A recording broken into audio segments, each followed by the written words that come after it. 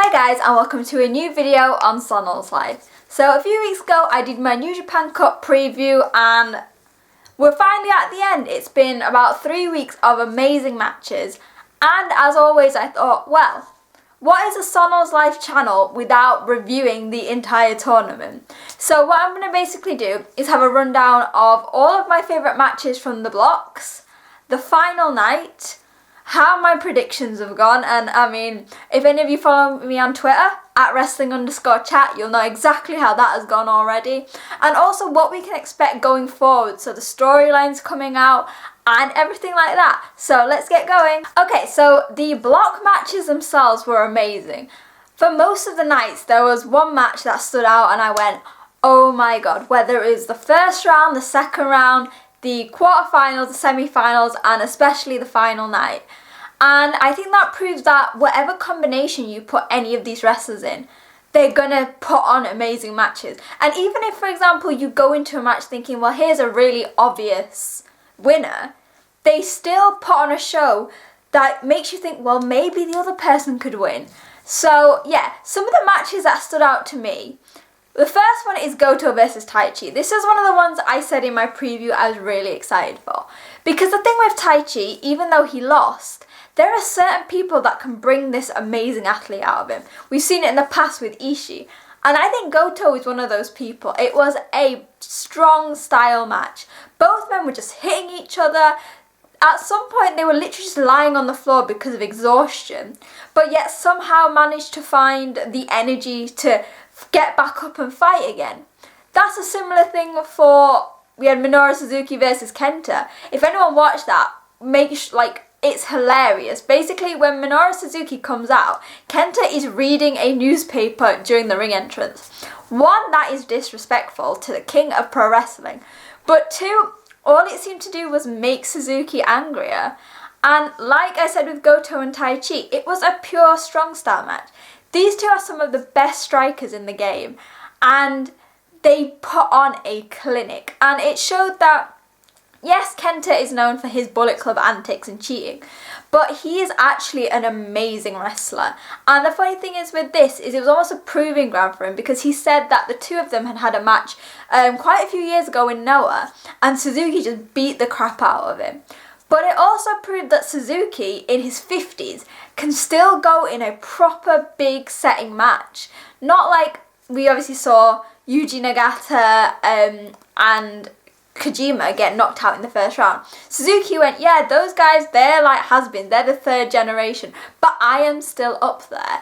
And yeah, those two matches I put together because they were very much Japanese strong style matches with strikes, kicks, and it felt like each time one of them gave their opponent something powerful, the other just managed to absorb it and use it to their advantage. Another two matches I want to point out are ones where, like I said earlier, you expected the person to win, but their opponent put a hell of a lot in. So the first one is Zack Sabre Jr. versus Gabriel Kidd. Now this is your Brit versus Brit match, and we all knew that Gabriel Kidd wasn't going to advance. He's still a young lion, but oh my god, it was a pure battle of British wrestling. It was based a lot on the mat, there was a lot of submissions, reversals, and I know how good Gabe is. I've been watching him for so long on the British independent scene, which always makes me so surprised the fact he's actually still a young lion. But mixing it with Zack Sabre Jr., the two of them, it was like a choreographed dance. It was so effortless and seamless. And I think if this performance hasn't said to New Japan, Gabe is ready to take off those black trunks, metaphorically obviously, then I don't know what is. And another similar one is Toa Henare versus Jay White.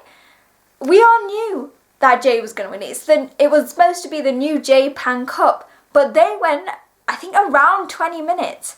And there were so many times that me, as a massive Jay White fan, wanted Henare to win. I mean, I've been vocal. I love Toa Henare. But this was I think, probably one of the best matches he's ever had. He took the antics of Jay White and countered them.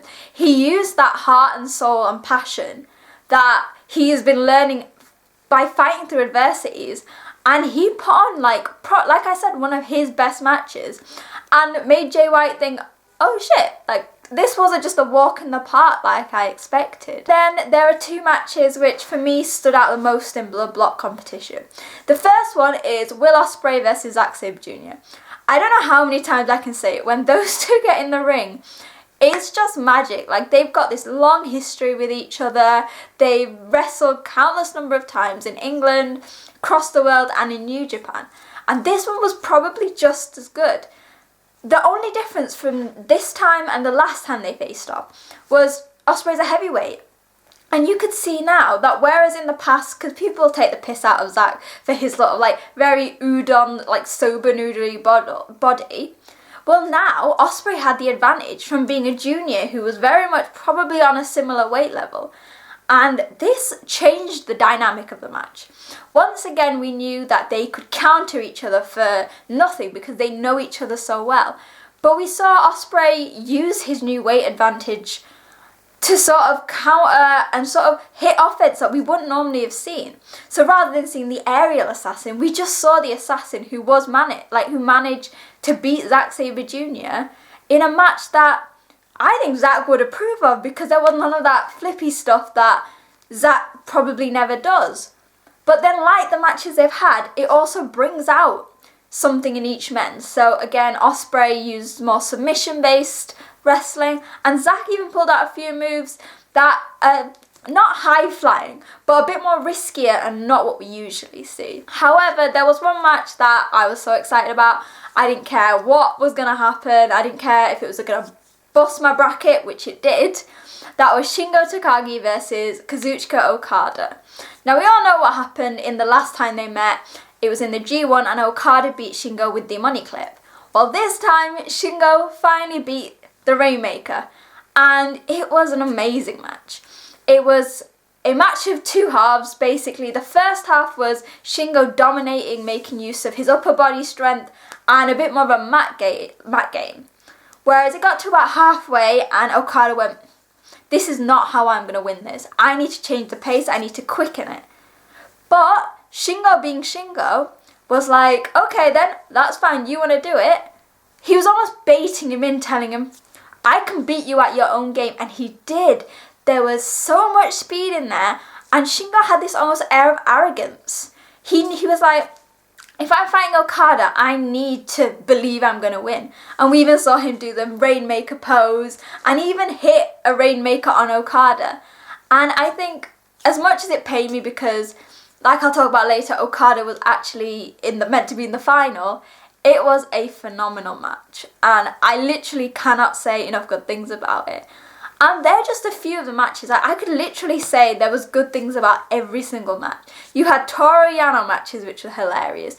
Yoshihashi and David Finlay shone. Especially if you've not watched it, watch Finlay versus Jay, because I've told you in the past that is the feud back in 2018 that got me into New Japan. And from the 12-1 streak, the streak has been broken, and David Finlay finally beat Jay, outside of being a young lion. I won't put it as my favourite because I think if it had been put in the main event and given more time, it would have been phenomenal. But for storytelling alone, it was an amazing match. So with all of that, we went into the final night, and it was a rematch from the Best of Super Junior final a few years ago between Shingo Takagi and Will Ospreay. And everyone was like, as soon as it was announced, we were like, one, thank God Evil didn't make it through, and two, are we going to get a possible match of the year candidate? The answer is yes. It was a phenomenal match. Both men now are very firmly comfortable in the heavyweight division, and apart from a few antics from B. Priestley, it was a very clean match. It was technically brilliant. We still saw some high flying from Ospreay, so there was a 450 into Shingo outside the ring onto a table, which looked brutal. There was Spanish flies, Oz cutters. We saw Shingo with his lariats, his strikes, his pumping bombers, and it was almost like a culmination of everything we loved from the two guys. And in the end, as much as I thought I want Shingo to win, Ospreay got the win with a hidden blade and the Stormbreaker to get the win and become the winner of the New Japan Cup 2021. I think it was a very fitting way to end because you had a babyface-ish in Shingo, even though, as we saw, he was sort of willing to break the rules. And then we had Will Ospreay, who is now a firm heel. And I just think it was a really, really great way to end an amazing tournament. With that, I think it's time to talk about my predictions. And if anyone wants to know what they were, here is my predictions based on a bracket done by Chris Samsa. Yeah, it didn't go really well. At the start, I basically went the final is going to be Jay versus Okada, mainly for personal wishes, but also because I thought, well, it's the Japan Cup, and Okada has been fighting along with Jay to make sure the titles aren't unified. Well, Okada was out in the first round, wasn't he, with Naito? Jay was out in the third round against Finlay. He was probably my best bet. Also, I forgot to mention earlier the amazing match between Sanada and Ishii, which also broke my bracket because I thought Ishii was going to get through. But I think in the end it was the right decision, because I think they said in commentary it's the first time that a Best of Super Junior final, the two competitors in it have come and been in the final of the New Japan Cup, which is always great to show that the junior division is so strong and the athletes have got so much potential. I mean, I can't doubt that anyone's bracket is as bad as mine. If it has, please tell me on my Twitter or in the comments. But I think for once I'm not too fussed about it. Mainly because I am looking forward that yes, Naito lost, yes, Okada lost, yes, Jay lost. But there is so much that can be done, and I think all the guys in the tournament, whether it was the Young Lions, so Suji and Gabe, the third generation Kojima and Nagata, the upcomers, so the Great Okan, your veterans, so like Fale, Chase, Finlay, Yano, and then obviously your top guys like Naito, Okada, Suzuki, Kenta and Jay, they've all got so much potential, and I just want to say, like, they all did phenomenally.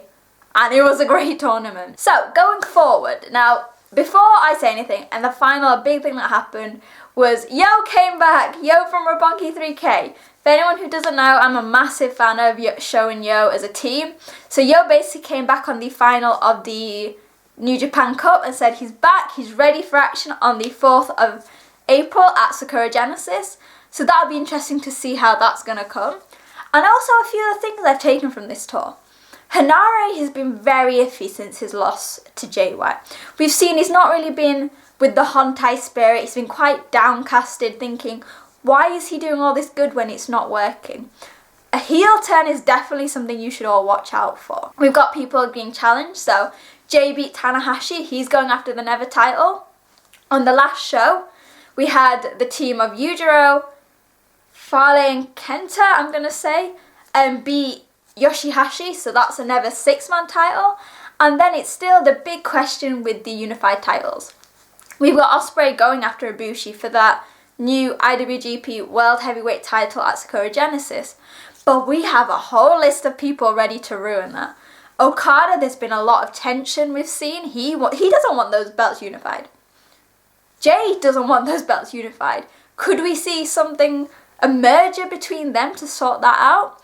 And also talking about those two, there was actually a few days ago a earthquake during one of the shows, and the show had to be stopped while everything was being checked, and we saw Tanahashi, Ibushi and Okada giving the crowd what they wanted.